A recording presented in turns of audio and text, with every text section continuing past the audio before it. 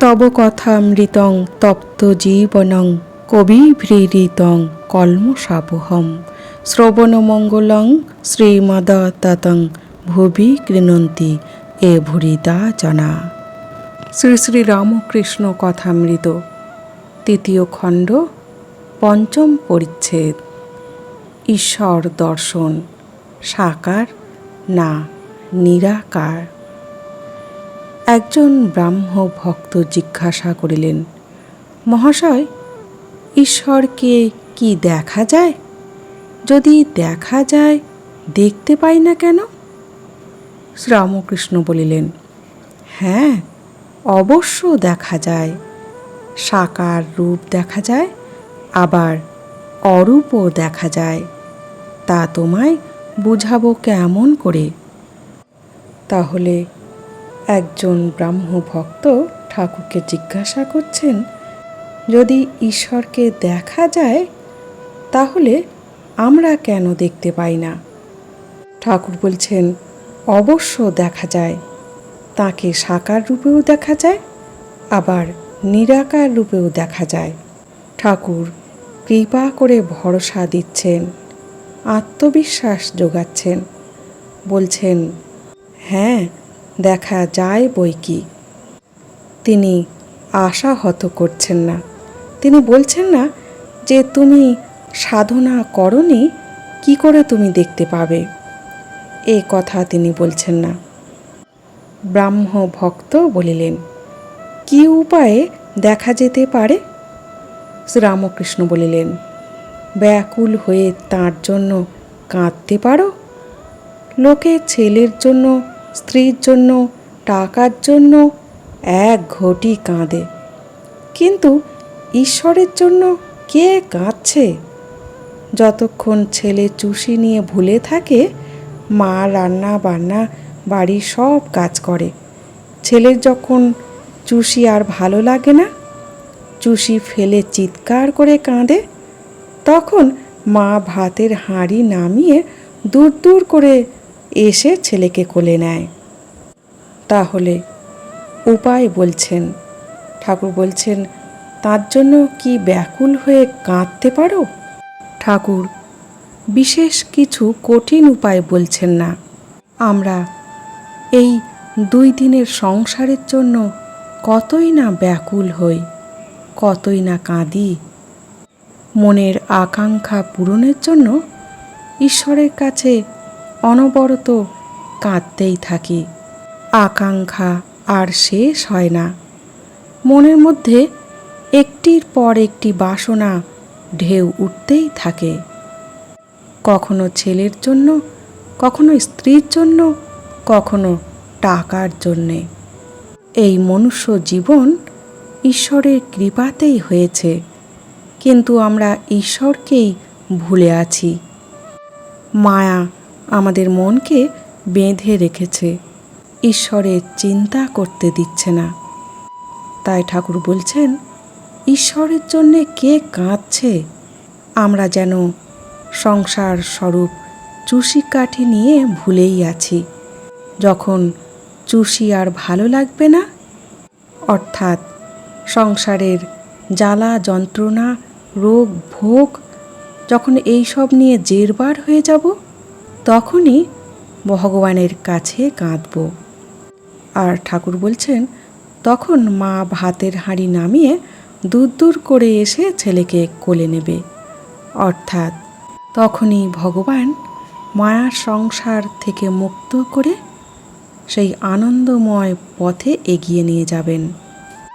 ব্রাহ্ম ভক্ত বলিলেন, মহাশয়, ঈশ্বরের স্বরূপ নিয়ে এত নানা মত কেন? কেউ বলে সাকার, কেউ বলে নিরাকার, আবার সাকারবাদীদের নিকট নানা রূপের কথা শুনতে পাই। এত গণ্ডগোল কেন? তাহলে ব্রাহ্ম ভক্ত বলছেন যে ঈশ্বরকে নিয়ে এত নানা মত কেন, এত গণ্ডগোল কেন? ঠাকুর বলেছেন, যত মত তত পথ। আমাদের সাকারবাদীদের অনেক রকম মত, অনেক রকম পথ। আমাদের মূল উদ্দেশ্য ঈশ্বর লাভ করা। তাই যে কোনো একটি পথ ধরে গেলেই হলো, সে বিষয়ে বেশি জানার দরকার নাই। ঠাকুর বলেছেন, পরে ধীরে ধীরে সব জানতে পারব। শ্রীরামকৃষ্ণ বলিলেন, যে ভক্ত যে রূপ দেখে সে সেই রূপ মনে করে। বাস্তবিক কোনো গণ্ডগোল নাই। তাকে কোনো রকমে যদি একবার লাভ করতে পারা যায়, তাহলে তিনি সব বুঝিয়ে দেন। সে পাড়াতেই গেলে না সব খবর পাবে কেমন করে? তাহলে ঠাকুর বলছেন, যে ভক্ত যে রূপ দেখে সে সেই রূপ মনে করে। আসলে আমাদের দেখার প্রেক্ষাপটে আমরা সেই রূপ চিন্তা করে থাকি। বাস্তবে কোনো গণ্ডগোল নাই। বলছেন, তাকে কোনো রকমে যদি একবার লাভ করতে পারা যায়, তাহলে তিনিই সব বুঝিয়ে দেবেন। আমাদের প্রথম উদ্দেশ্য হবে তাকে লাভ করা। বেশি এদিক ওদিক চিন্তা করলে ফলেবর্তে আমাদের কিছুই হবে না। তাই কোনো রকমে ভগবানকে লাভ করে তারপরে সব বুঝতে হবে। ঠাকুর বলছেন, সে পাড়াতেই গেলে না সব খবর পাবে কেমন করে? অর্থাৎ সেই আধ্যাত্মিক জগতে একটু একটু করে ধাপে ধাপে আমাদের এগুতে হবে। সেই গন্তব্যস্থলে গেলে তারপরে আমরা সব জানতে পারব। তার জন্য খাটতে হবে, চেষ্টা থাকতে হবে। শ্রীরামকৃষ্ণ বলিলেন, যে ব্যক্তি সদা সর্বদা ঈশ্বর চিন্তা করে সেই জানতে পারে তার স্বরূপ কী। সে ব্যক্তিই জানে যে তিনি নানা রূপে দেখা দেন, নানাভাবে দেখা দেন। তিনি সগুণ, আবার তিনি নির্গুণ। অন্য লোকে কেবল তর্ক ঝগড়া করে কষ্ট পায়। ভক্ত যে রূপটি ভালোবাসে সেই রূপে তিনি দেখা দেন। তিনি যে ভক্ত বৎসল। পুরাণে আছে, বীর ভক্ত হনুমানের জন্য তিনি রাম রূপ ধরেছিলেন। তাহলে ঠাকুর বলছেন, যে সদা সর্বদা ঈশ্বর চিন্তা করে বা তার সাধনা করে সেই জানতে পারে তার স্বরূপ কী। তার কাছেই ভগবান ধরা দেন, আর তিনি তাকে জানেন এবং দেখেন বলে তার সব রূপই তিনি দেখতে পারেন। সেটি একদিনে কখনো হবে না।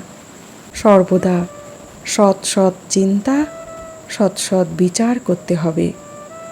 তখনই তাকে ভগবান সগুণ হয়েও দেখা দেবেন, নির্গুণ হয়েও দেখা দেবেন।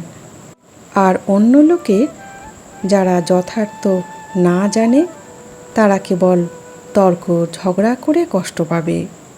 যারা তাকে লাভ করেননি অথচ বাহ্যিক আড়ম্বর নিয়ে ভক্ত হওয়ার চেষ্টা করেন, তারাই কেবল তর্ক ঝগড়া করে কষ্ট পায়।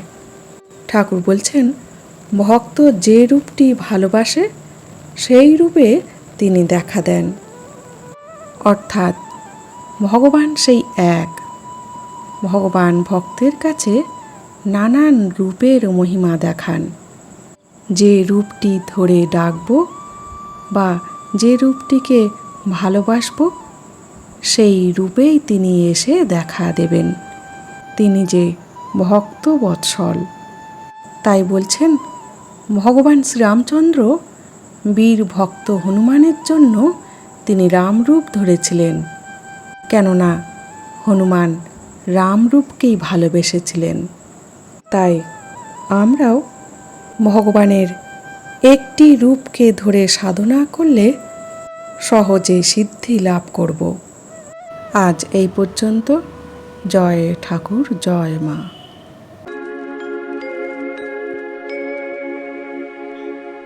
নিরঞ্জনম নিত্যমনন্তরূপম ভক্তানুকম্পা ধৃতবিগ্রহম বৈ ईशावतारम् परमीशमिद्यम् तं रामकृष्णं शिरसा नमामि।